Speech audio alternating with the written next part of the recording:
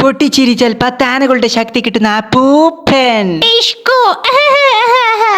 അറിയാമല്ലോ, ദഡുങ്കുവിന്റെ മാന്ത്രിക കുഴലാണ് ഞാൻ. പലതരത്തിലൂതിയാൽ പല പല സാധനങ്ങൾ പുറത്തു വരുത്താൻ എനിക്കറിയാം. ദഡുങ്കോ, ഡിഷ്കു അപ്പൂപ്പൻ വരാറായി. വന്നാൽ കുഴലൂതിയൊരു ആനയെ വരുത്തണം. ആനയെ കണ്ടല്ല അപ്പൂപ്പൻ പേടിച്ചു ബോധം കെടും. അന്നേരം പിടിച്ചു ചാക്കിലാക്കാം.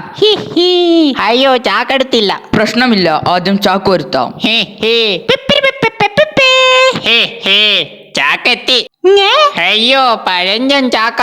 എന്തൊരു പൊടിയാ. കുടയാം. അയ്യോ, കുടയല്ലേ. മണ്ടച്ചാരെ, മൊത്തം പൊടിയായി.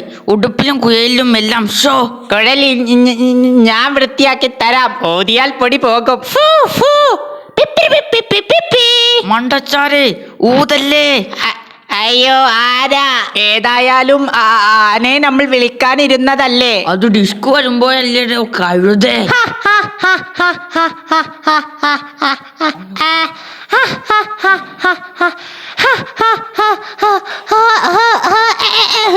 ഇപ്പോൾ കിട്ടും ചവിട്ട്. നമ്മുടെ കഥ കഴിഞ്ഞു. കണ്ണടച്ചോ. അയ്യോ, ദഡുങ്കു, ഈ ആന എന്താ നിന്നു കളഞ്ഞത്? നിന്നതല്ല, പിടിച്ചു നിർത്തിയതാ. എണീറ്റ് പോടോ വില്ലന്മാരെ.